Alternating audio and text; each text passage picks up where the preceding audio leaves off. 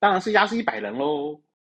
欢迎来到可可斯分析室，我是咸鱼环。想象一下，你的面前有一台失控的列车，而轨道的前方绑着100个人，另一条轨道上呢绑着1个人。现在控制杆在你手里，你是选择压100个人呢，还是压1个人呢？这不是一个数学题，而是一个让无数的哲学家、心理学家争吵了半个世纪的道德难题。每个人都有了自己的道德判断，或许在潜意识里，有人觉得规则最大，有人则兴奋绝对正义，还有人能够跳脱框架，思考更深层的伦理问题。所以呢，你准备好了探索这个问题了吗？表面上看，这是个数学问题，一个人跟100个人相比，选一个人显然更划算。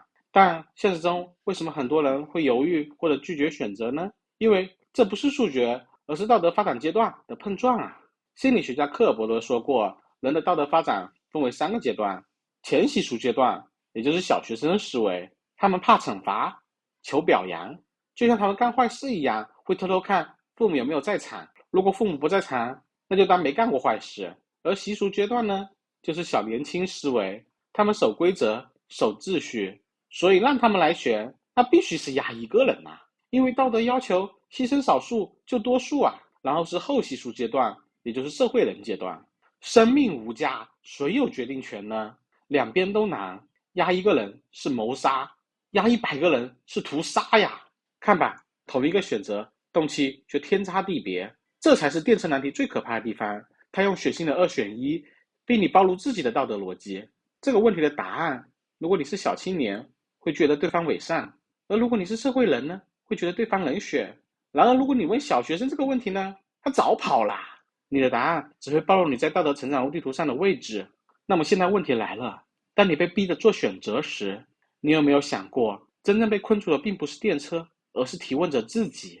仔细想想，那些热衷于问他人电车难题的人，他早已思考好2套台词来应对你的回答。如果你选择1人呢，他会痛斥你冷血；如果你选择100人呢，他又会骂你伪善。为什么他总是能站在道德的高地上指指点点呢？这个问题一开始就是个精心设计的陷阱，他根本不关心你的答案，他的目的是等你掉进沟里，再掏出道德的教科书对你进行降维打击。所以朋友们，下次再遇到这种问题，先别急着辩解，真正高级的回应是跳出他画的牢笼，让他看看什么是大气层的格局。破解这种道德绑架题，总有一个万能的公式。当别人逼你2选1的时候，你永远有第3个答案。就像是别人问你 coffee or tea， 我的回答是我选 all。就像是火锅店里老板问你是清汤锅还是辣锅呢，你这时候站起来跟老板说我选择鸳鸯锅。记住，所有预设框架的问题都是提问者在逗你的自嗨玩具。所以下次别人在用道德难题来拷打你时，别中计，直接拍拍他的肩膀说，兄弟，我懂你，你要的不是我的答案，而是有人陪你演完这场我好清醒的内心戏。说实话，谁没经历过道德成长呢？我曾经也举着电车难题当照妖镜，直到有天突然反应过来，这个问题的核心不是在救谁，而是为什么非要我来杀。所以这个问题问得很好，而我的答案是如何用20秒让提问者怀疑人生。